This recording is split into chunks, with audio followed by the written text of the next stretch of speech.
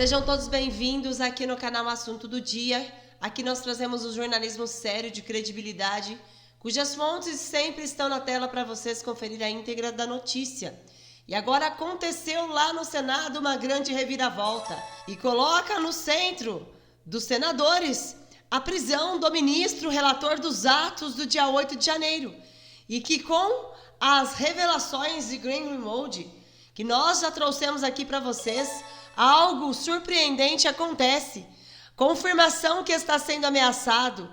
Ele revela atitudes do magistrado dos atos do dia 8 de janeiro. Você vai saber mais sobre este assunto, mas antes deixe seu like, deixe seu comentário, compartilhe, se inscreva e ative o sininho para ser notificado todos os dias. Todos estão se perguntando sobre os tais 6 gigabytes, de Glenn Greenwald, que revelou o lado oculto do magistrado que na época era presidente do TSE, que não pode ser esquecido de maneira alguma. Inclusive, ele reapareceu e disse que vai dobrar a aposta contra as mensagens que ele está analisando para ser colocada. E ele admitiu que está sendo ameaçado, de acordo com as últimas declarações do jornalista.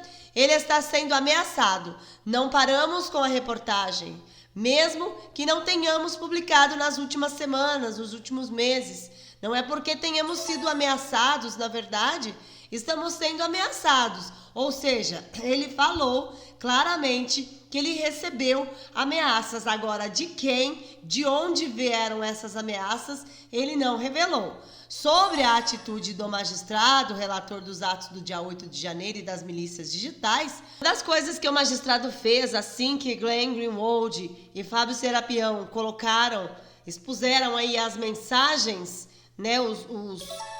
os diálogos entre assessores, foi incluir não só as supostas fontes, mas também incluiu a Folha de São Paulo e os 2 jornalistas que assinam o material, como eu te falei, o Glenn e o Fábio, e dentro do inquérito criminal sobre fake news. E o Glenn Greenwald, ele prossegue: mesmo sendo ameaçado, nunca na minha vida, na minha carreira, eu parei por causa de ameaças. Eu nunca vou ser impedido por isso. Eu entendo meu direito como jornalista, e no momento em que um jornalista está sendo intimidado por ameaças, não é mais um jornalista.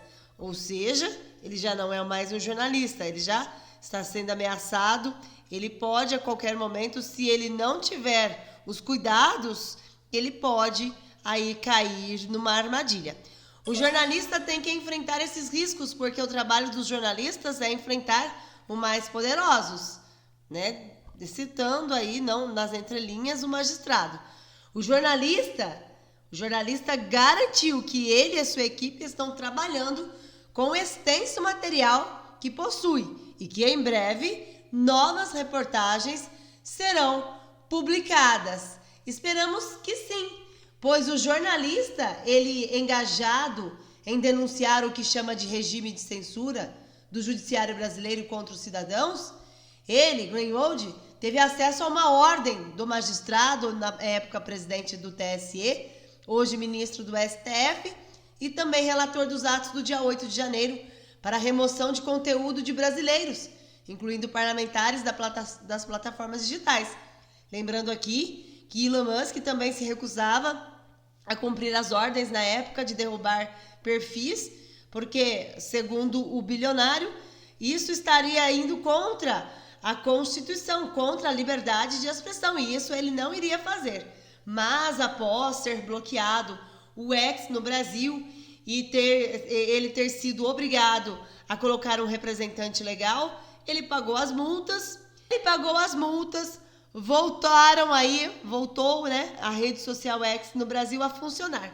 Mas vocês acham que o Elon Musk vai deixar por isso mesmo?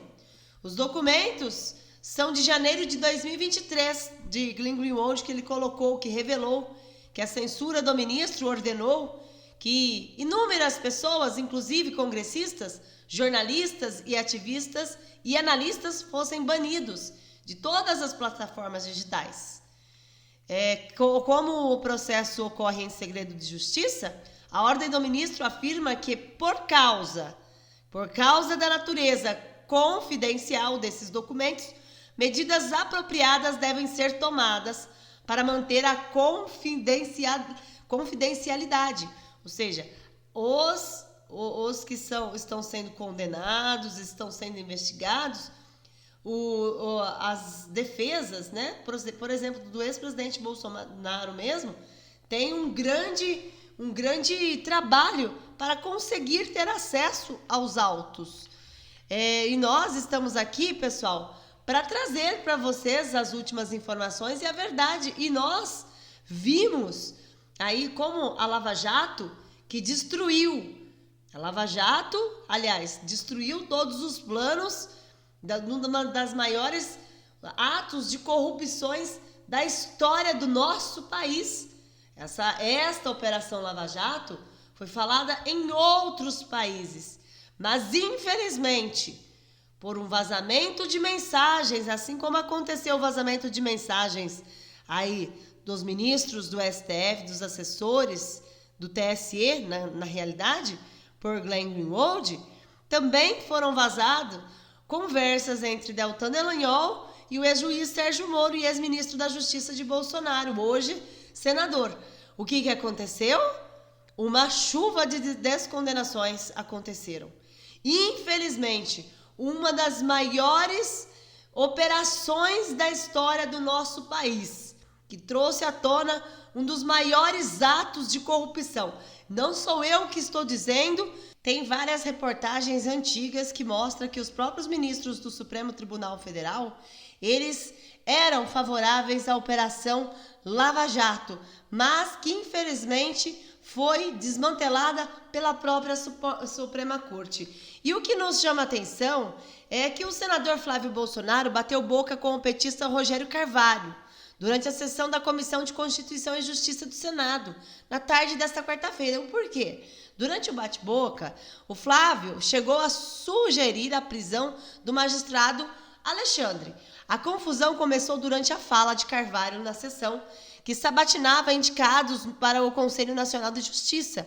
O petista fazia uma intervenção contra o projeto de anistia dos condenados dos atos do dia 8 de janeiro. Flávio, então, começou a falar fora do microfone, criticando a posição do colega do PT. Carvalho, então, aproveitou para afirmar que, se continuasse a ser interrompido, falaria que golpista deveria estar na cadeia. Começando pelo magistrado Alexandre. Aí, questionou o Flávio Bolsonaro.